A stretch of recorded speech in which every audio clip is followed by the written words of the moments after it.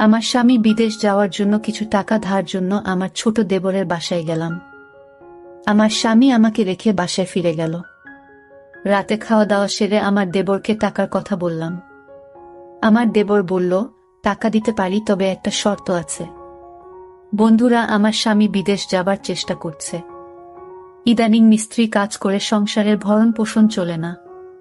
প্রতি মাসে কিছু পরিমাণ টাকা খরচ হয়ে যায়। বিগত 3 বছরে প্রায় 40,000 টাকা খরচ হয়ে গেছে। দিন দিন টাকার পরিমাণ বেড়েই চলেছে। চোখে মুখে সর্ষে ফুল দেখতে পেলাম। গ্রামের একজন প্রবাসী ভিসা দেওয়ার অফার দেয়। আমার স্বামী বিদেশ যাওয়ার ইচ্ছে জাগল। ভিসা বাবদ 3,20,000 টাকা মতো লাগবে, কিন্তু হাতে টাকাগুলি বলতে মোটেও নেই। উপায়ন্ত না দেখে আমার ভাসুর অমিতের মাধ্যমে ব্যাংক হতে বিভিন্ন মানুষের নামে 50,000 টাকা ম্যানেজ করা হলো। বাকি টাকার কোনো ব্যবস্থা কিভাবে করি, পথ পাচ্ছিলাম না। একদিন আমরা বসে আলোচনা করলাম যে শহরে আমার স্বামীর 2 জন মামাত ভাই থাকে, তাদের বাসায় গেলে কোনো সাহায্য পাওয়া যায় কিনা দেখা যেতে পারে। যেই ভাবা সেই কাজ। আমরা দিনক্ষণ ঠিক করে প্রথমে আমার দেবরের বাসায় গিয়ে উঠলাম। দেবর অবিবাহিত, সরকারি ভালো চাকরি করে ভালো মাইনে পায়। তাছাড়া ভালো আউট ইনকাম তার, সেজন্য কোনো অভাব নেই বললে চলে। সামনে বিয়ে করার প্ল্যান আছে বিধায় বিরাট আকারের একটি বাসা নিয়ে থাকে। আমরা বিকেলে দেবের বাসায় গিয়ে পৌঁছালাম। আমাদেরকে দেখে সে আশ্চর্য হয়ে গেল। সে বলল, আপনারা কোথায় হতে এলেন, কিভাবে এলেন, কি উদ্দেশ্যে এলেন?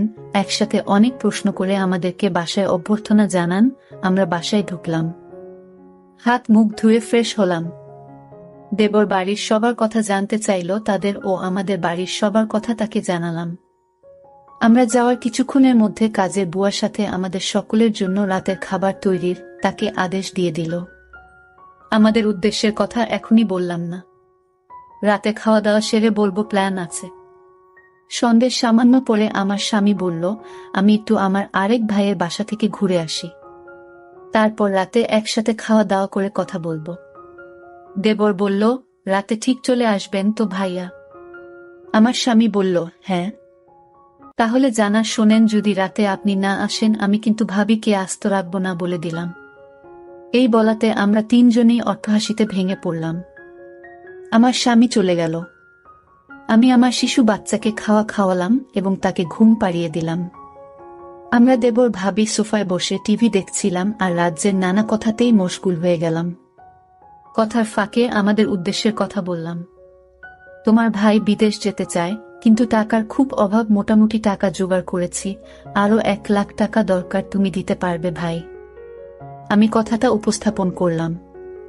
দেবর বলল, এত টাকা আমি একসাথে এখনো দেখিনি বলে দুষ্টুমির ছলে সোফায় কাত হয়ে পড়ে গেল। অভিনয় করার দরকার নাই বলে আমি তাকে টেনে তুললাম। এরপর আমরা রাতের খাবার খেয়ে নিলাম। আমার স্বামী সেদিন রাতে বাসায় আসলো না। তার জন্য অপেক্ষা করে রাতে আমরা শুয়ে রইলাম। নতুন জায়গা, তেমন ভালো ঘুম হলো না। সকালে স্বাভাবিকভাবে নাস্তা সেরে নিলাম। আমার স্বামী আসলো, তাকে নাস্তা দিলাম। আমরা চলে যাবার প্ল্যান করলাম। তার আগে আবার একবার দেবকে টাকার কথা বললাম। দেবর বলল, টাকা জোগাড় করতে আমার সপ্তাহানেক সময় লাগবে। কখন লাগবে তোমাদের টাকা? আমি বললাম, আগামী 10 দিনের মধ্যে হলে আমাদের চলবে। আমার স্বামীর দিকে লক্ষ্য করে বলল, তাহলে আগামী সোমবার তুমি আবার এসো, আমি কিছু টাকা দিতে পারবো। বাকি টাকা তুমি অন্য কোথাও সংগ্রহ করতে পারো কিনা দেখ। আমার স্বামী কি যেন চিন্তা করলই। তারপর বলল, তাহলে আমি তোর ভাবিকে রেখে যাই। তুই যত তাড়াতাড়ি পারিস টাকা জোগাড় হলে তোর ভাবিকে পাঠিয়ে দিস, কেমন? আমি আপত্তি করলাম। আমার স্বামী আড়ালে নিয়ে আমাকে বলল, যদি আমরা কেউ সামনে না থাকি তাহলে সে যদি টাকার কথা ভুলে যাবে। আর তুমি এখানে থাকলে এমন কিছু ঘটবে না। তুমি এখানে থাকো, টাকা যে কোনো উপায়ে আমাদের পেতে হবে। আমি বাড়ি গিয়ে বাকি টাকা জোগাড় করতে হবে। আর তুমি বুঝিয়ে সুঝিয়ে বেশি টাকা নিতে পারবে কি না দেখবে। আমি রয়ে গেলাম। আমার স্বামী চলে গেল। আমার স্বামীকে গাড়িতে তুলে দিয়ে 1 ঘন্টার মধ্যে দেবর ফিরে আসলেও দিনে কোনো প্রকার দুষ্টুমি করেনি। রাত হলো, সে রাতের কথা। কিছুক্ষণ পর বলছি, রাত প্রায় 9টা বাজলো। আমরা রাতের খাওয়া দাওয়া সেরে নিলাম। এবার ঘুমানোর পালা। আমি আমার শিশু সন্তানকে পাত্রে দুধ খাওয়ায় ঘুম পাড়িয়ে নিলাম। আমি বিছানায় গিয়ে শুনলাম দেবর টিভি অন করে সোফায় আরাম করে বসল। বসে আমায় ডাকলো, ভাবি সোফায় আসো। আমি কোনো জবাব না দিয়ে বিছানায় শুয়ে রইলাম। একবার আমাকে ডেকে সাড়া না পাওয়ায় সোফা হতে উঠে আসলো এবং আমাকে ভাবি বলে ডাকতে লাগলো। আমি সাড়া না দিয়ে পারলাম না। বললাম, অনেক রাত হয়েছে, ঘুমিয়ে পড়ো। এরপর সে বিছানায় গিয়ে শুয়ে পড়ল। কতক্ষণ ঘুমালাম জানি না, আমার ঘুম ভেঙে গেল। আমার ঘুম ভাঙলে আমি তাকে বুঝতে দিলাম না। বুঝতে পারলাম ঘুমের মধ্যে কি ঘটনা ঘটে গেছে। ভাবলাম আর থাকবো না, চলে যাব। তাই সকালে নাস্তা খেয়ে রেডি হলাম। তখনই মনে হলো এভাবে চলে গেলে স্বামীর টাকা জোগাড় হবে কিভাবে। নানান কথা ভাবতে ভাবতে সকাল 9টায় আমাকে একটা মোবাইল ফোন দিয়ে দেবর বলল অফিস হতে আমি যোগাযোগ করতে পারি, তাই এটা দিলাম। এই বলে সে অফিসে চলে গেল। আমি একা তার পথ চেয়ে বসে রইলাম। অফিসে চলে যাওয়ার পর আমি সম্পূর্ণ একা বসে বসে টিভি দেখছিলাম। দরজায় কড়া নাড়ল। দরজার পাশে গিয়ে জিজ্ঞেস করলাম কে। বাহির হতে জবাব এলো, আমি কাজের বুয়া খুলে দিলাম। ভুয়া পাক শাক সব শেষ করে আমার কাজ হয়ে গেছে বিদায় নিয়ে চলে গেল। আমি আবার টিভি দেখায় মগ্ন হলাম। বেলা প্রায় 1টা বাজল। আমি স্নান করার জন্য প্রস্তুতি নিলাম। এমন সময় মোবাইল বেজে উঠল। দৌড়ে গিয়ে রিসিভ করলাম। ওপার হতে আমার দেবর বলতে লাগলো, ভাবি আমি একজন লোকের হাতে 10,000 টাকা পাঠাচ্ছি। লোকটা আমার খুব আপন, একটু ভালো করে মেহমানদারি করবেন। চা নাস্তা যা চায় তা দেবেন, কোনো কার্পণ্য করবেন না, বুঝলেন? টাকাগুলো আপনার জন্য। আমি ঠিক আছে বলে ফোন রেখে দিলাম। আমি আবার টিভি দেখার জন্য সোফায় বসলাম। টিভিতে একটা ইংলিশ সিনেমা চলছে। এমন সময় দরজায় কড়া নাড়ার শব্দ হলো। দরজা খুলে দিলাম। এ কি দেখছি! সম্পূর্ণ এক নিগ্র মানুষ, প্রায় 6 ফুট লম্বা, হাতের আঙুলগুলো যেন আমাদের বাঙালিদের হাতের বাহুর মতো, যেমন লম্বা তেমনি মোটা। লোকটি বাংলায় বলল, আসতে পারি ভাবি? আমি হেসে বললাম, হ্যাঁ আসুন। লোকটি সরাসরি সোফায় গিয়ে বসল।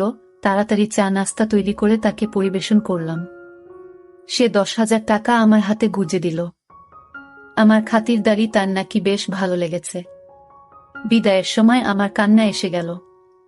সে আমাকে বলল, কেঁদো না। যদি সম্ভব হয় আমি আবার একবার আসবে। তার চলে যাওয়ার পথে এক দৃষ্টিতে তাকিয়ে রইলাম। ভাবলাম সে যদি আমাকে সাথে নিয়ে নিত। বিকাল বেলায় আমার দেবর অফিস হতে ফিরে এসে লোকটির কথা জানতে চাইল টাকা দিয়েছে কিনা। বললাম হ্যাঁ দিয়েছে। আমার দেবর আশ্চর্য হয়ে আবার জানতে চাইল, তাহলে দিয়েছে? আমি বললাম হ্যাঁ দিয়েছে, তো এতে আশ্চর্য হওয়ার কি আছে? আমার দেবর হেসে উঠে বলল, এমনি এমনি দেওয়ার কথা ছিল না। আমি কোনো কথা না বলে চুপ হয়ে রইলাম। আমার নীরবতা এসে যা বোঝার বুঝে গেল। আমাকে বলল, ভাবি দুনিয়াটা বড়ই কঠিন, কেউ কাউকে এমনি এমনি টাকা দিতে চায় না, সবাই বিনিময়ে চায়। সে আমাকে ধারে টাকা দিয়েছে, যথাসময়ে এগুলো ফেরত দিতে হবে। আমি তোমাদের টাকা প্রয়োজনের কথা এবং তোমার উপস্থিতির কথা সব জানিয়েছিলাম। তুমি যদি দাদাকে যদি কিছু না বলো তাহলে 1 থেকে 2 লাখ টাকা জোগাড় করে দেওয়া যাবে। শুধু দাদাকে বলবে সব টাকা আমি দিয়েছি, এতে টাকাও জোগাড় হয়ে যাচ্ছে। তখন ভাই বিদেশ যাওয়া নিশ্চিত হচ্ছে। আমি তার কথা নির্দেশ সব শুনছিলাম।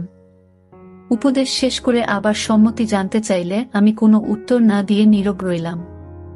আমার চোখে ভেসে উঠতে লাগলো, আজকের লোকটির কথা কি নাম কে জানে, জিজ্ঞেস করা সম্ভব হয়নি।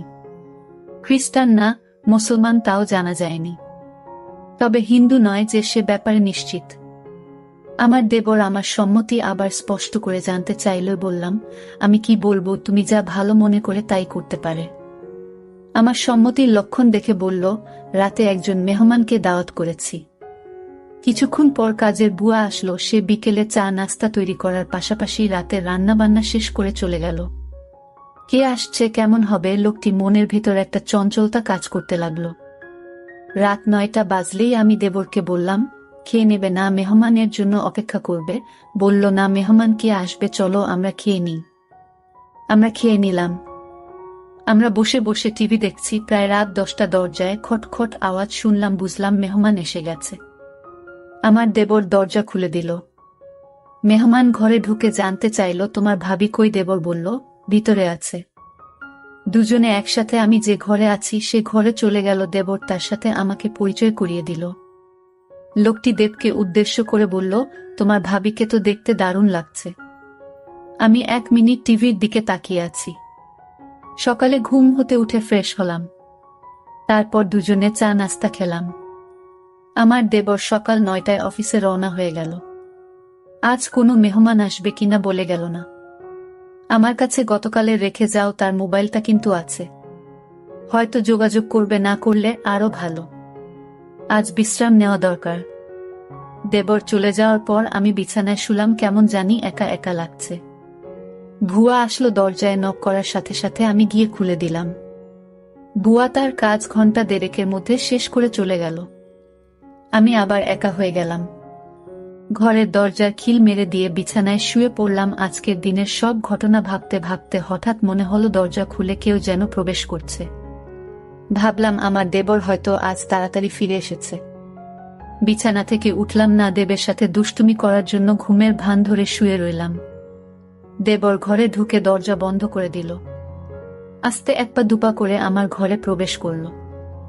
আমি আজ প্রতিজ্ঞা করলাম, আমি চোখ খুলব না।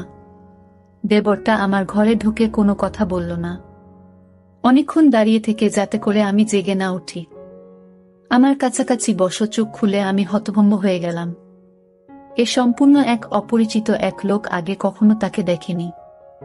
আমি জিজ্ঞেস করলাম, আপনি কে? বলল, আমাকে কেউ পাঠায় নাই, আমি পাশের বাসায় থাকি এবং এই ঘরগুলোর মালিক। বাসা হতে বের হওয়ার সময় দেখলাম তোমার দরজাটা লাগাওনি। আমি ঢুকলাম, ভাবলাম একটু গল্প করে যাই। সে বলল, আমি তোমাদের সমস্যার কথা শুনেছিলাম। কি সমস্যা বলো তো? জবাবে বললাম, আমার স্বামী বিদেশ যাওয়ার জন্য টাকা ধার চাইতে এসেছিলাম। টাকা জোগাড় হয়েছে। তোমার কি সে আপন দেবর? না, আমার স্বামীর গ্রাম্য বাল্যবন্ধু এবং দূর সম্পর্কের চাচাতো ভাই। লোকটি হেসে উঠল, তাই? চিন্তা করো না, আমি তোমাকে সাহায্য করব। আমি এখানে একা থাকি, কেউ নেই। যতদিন থাকো আমি তোমাকে সেলফ করব। আমি এখনই টাকা দিচ্ছি। এই বলে বাসায় গিয়ে টাকা নিয়ে ফিরে আসলো। টাকা দিয়ে বলল, কাউকে বলবে না। মেঘ না চাইতে জল পেলাম। লোকটা বলল, দুপুর বেলায় আমাদের বাসায় এসো, তোমার সাথে গুরুত্বপূর্ণ কথা আছে। দুপুর হতে আরো 3 ঘন্টা বাকি আছে। অপেক্ষা করতে করতে যখন 2টা বাজলো, আমি আস্তে আস্তে 1 পা 2 পা করে বাড়ির মালিকের ঘরের দরজায় গেলাম। দরজায় চোখ রাখলাম, কিছু দেখলাম না। দরজায় আস্তে করে টোকা দিলাম, কারো জবাব পেলাম না। দরজায় হাত দিতেই দরজা খুলে গেল। ভিতরে ঢুকে দেখলাম সে তার রুমে শুয়ে আছে। আমি তার পাশে গিয়ে দাঁড়ালাম। আমায় দেখে খুশিতে হেসে বলল, তুমি এসেছ। লোকটা বলল, তুমি দেখতে আমার বড় মেয়ের মতো। সে দেশের বাইরে থাকে। কয়েক বছর হলো সে বাসায় আসে না। নিজেকে একা একা লাগে। লোকটা বলল, তোমার এখানে আর থাকার দরকার নাই। তোমার যত টাকা লাগে সব আমি দিচ্ছি। দুনিয়াতে এখনো অনেক ভালো মানুষ আছে যারা কোনো বিনিময়ে চায় না। অনেক দিনের জমানো কথাগুলো তার সাথে শেয়ার করে প্রায় ঘন্টা 2 পর আমি আমার দেবর ঘরে ফিরে এলাম। এভাবে আমার টাকা জোগাড় হয়ে গেলে দেবরকে বললাম, আমি চলে যেতে চাই। দেবর না বলল না। তারপরের দিন সকালে আমায় বাসে তুলে দিলে আমি বাড়ি চলে এলাম। কয়েকদিন পর আমার স্বামী বিদেশ চলে গেল। বন্ধুরা, আজকে বিদায় নিচ্ছি। গল্প ভালো লাগলে একটা লাইক দিয়ে বন্ধুদের সাথে শেয়ার করে দাও। আর এই চ্যানেলটি নতুন দর্শক হয়ে থাকলে চ্যানেলটি সাবস্ক্রাইব করে নিতে ভুলবে না নতুন নতুন গল্প পেতে। দেখা হবে আগামীকালের নতুন ভিডিওতে।